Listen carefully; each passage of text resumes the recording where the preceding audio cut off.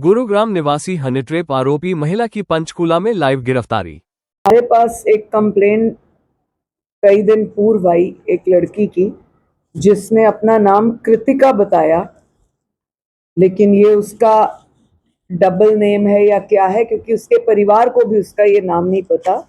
और लड़कों से बात वो रोशनी सिंह करके नाम से बात करती थी। ये हम बहुत टाइम से ट्रैप कर रहे थे केस, जब से हमारे पास कंप्लेंट आई।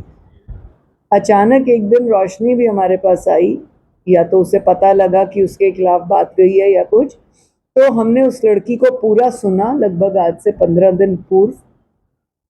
और उसने हमारे को ये बताया कि उसके साथ दोस्त बनकर एक लड़के ने रेप किया, ऐसा किया वैसा किया।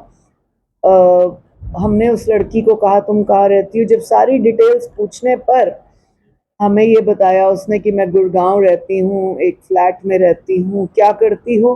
मैं एक प्रॉपर्टी डीलर हूँ।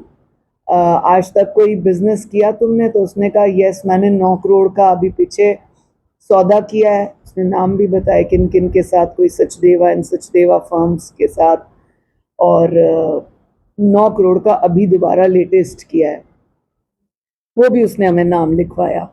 थोड़ा सा मुझे ये डाउट पैदा हुआ कि एक छोटी सी लड़की, छोटी का इन द सेंस है तो 30-32 साल के आसपास की, 30 साल के, कि इसने ये इस तरह से सौदे किए। तो मैंने कहा तुमने किए या तुम्हारे फादर ने किए, तुम्हारे ब्रदर ने किए? तो कहती है मेरा कोई भी नहीं है। अब और डाउट पैदा हुआ, कोई नहीं है तो ये यहाँ क्यों रहती है, कहाँ की हो? तो कहती है यूपी की। आई कार्ड बोलो दिखा या कुछ ऐसा कर, तो दिखाती नहीं है। अभी तक उसने पुलिस को भी आई कार्ड भी नहीं दिया, कोई भी डिटेल भी नहीं बताई। ये सारी बातें हुई तो यहाँ से हमें थोड़ा डाउट पैदा हुआ कई चीज़ों का।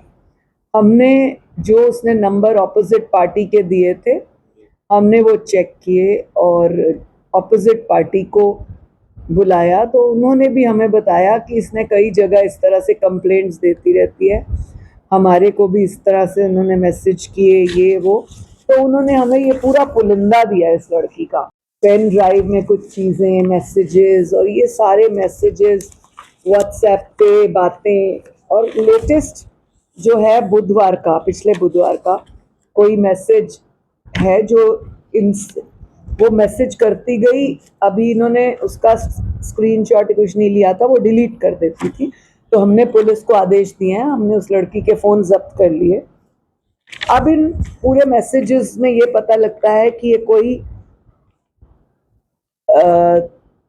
376 जैसी बात नहीं दिखती, क्योंकि सारी बातों में वो एक्सेप्ट कर ली है। मैं आज यहाँ हूँ, आ जाओ, चलो यहाँ चलते हैं, वहाँ चलते हैं, फला होटल है, 30 मिनट 52 सेकंड बात है, मतलब घंटा घंटा बात है। और फिर वहाँ चलेंगे, वहाँ ड्रिंक डाइन ये सब फ्री है, विस्की शिस्की भी बहुत बढ़िया मिलती है।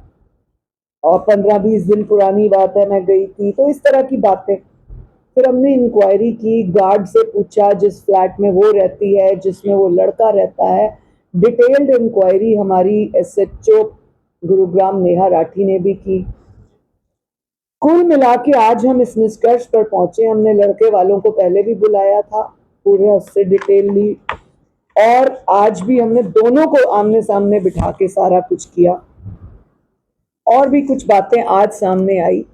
अब जब हम इस लड़की को क्वेश्चन करते हैं तो ये खूब जोर से चिल्लाने लगी, हमारे ऑफिस से नीचे भाग गई, पानी दो पानी दो, मुझे मुझे वो किया जा रहा है, मुझे मतलब तंग किया जा रहा है, इस तरह का चिल्ला चिल्ला कर पीछे गई। एक्चुअली उसका ये नेचर है, वो सोचती है कि मैं ऐसे करूँगी तो कैमरों में मेरा चिल्लाने का रिकॉर्ड आएगा और ऐसा फील होगा कि मुझे बहुत तंग कर रहे हैं।